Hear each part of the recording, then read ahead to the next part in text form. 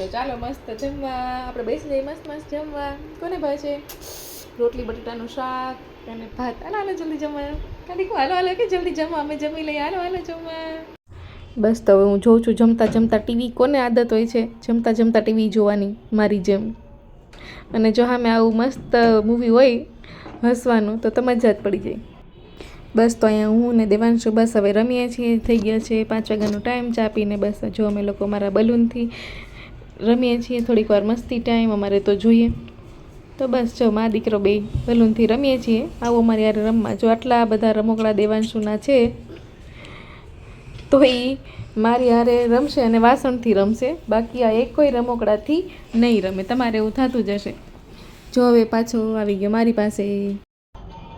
મારું શું કેવું છે કે તમે લોકોને શું લાગે છે કે ભાઈ આપણે લેડીઝ છીએ ને એક વાસણ ઉટકવા, વાસણ ગોઠવવા, વાસણ સાફ કરવા, કપડાં ધોવા, કપડાં સૂકવવા, કપડાં સંકેલવા, રસોઈ કરવા, પાછી રસોઈ હરખી રીતે બધું આમ સમેટીને બધું હરખી રીતે મૂકી દેવાનું, પછી પાછું બધું લેવાનું, પછી પાછું બધું મૂકી દેવાની, વસ્તુ બધી ઠેકાણે મૂકવા, વસ્તુ પાછી હરખી લેવા, કચરા પોતા કરવા, વાળવા, પાછું સાફ કરવા, ધૂજાળા કરવા, પછી પાછું બધું મૂકી દેવાનું. પછી પાછું આપણને એમ થાય કે હાલો બધું પાછું ગંદુ થઈ ગયું છે એટલે પાછું બધું સાફ કરી નાખો. પાછું બધું સાફ હોય તો આપણને મગજમાં તેમ જ દે કે અહીંયા ધૂળ છે, અહીંયા ધૂળ છે, અહીંયા ધૂળ છે, હવે ઓલું છે, અહીંયા ઓલું છે, બસ જોયા જ કરે. એટલે આપણને લાગે છે કે માનસિક બીમારી બધી લેડીઝને છે કે ભાઈ કામ કર્યા જ કરે. અને જો આપણને એમ થાય કે ચાલ આપણે કામ કર્યા વગર મસ્ત સુઈ જાય તો આપણે જ્યાં સુધી વાસણ ન ઉટકે ત્યાં સુધી તો નીંદર આવે જ ને. આપણે આપણે ચોકડી વાસણ પડાશ, આપણા ચોકડી વાસણ પડાશ, પણ કોણ જાણે આપણને કેમ નીંદર નથી આવતી? ચોકડી વાસણ પડાશ, આપણી માથે થોડા પડ્યા છે તો આપણે ઉટકવાની જરૂર છે. કોને એવું થાય છે?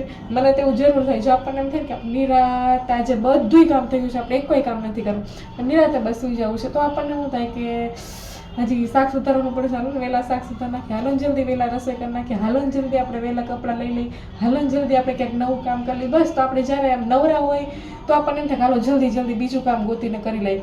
અને જ્યારે આપણી પાસે પાછું આપણને કાંઈ કામ કરવું હોઈ જાય તો આપણને એમ થાય કામ કરીએ. એટલે આપણને એમ લાગે છે કે આ કામની બીમારી થઈ ગઈ લાગે છે બધી લેડીઝને.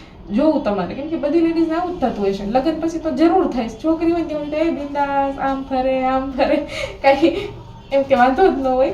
પછી એક લેડીઝ બન્યા પછી ખબર પડે છે કે એકચ્યુઅલી મહેનત શું છે એમ, કે ભાઈ આ લેડીઝ જે કરે ને એ જ મહેનત છે, બાકી કોઈ જગતમાં મહેનત કરતું જ નથી. મને તેવું લાગે છે. તમને શું લાગે? બોલજો જરૂર.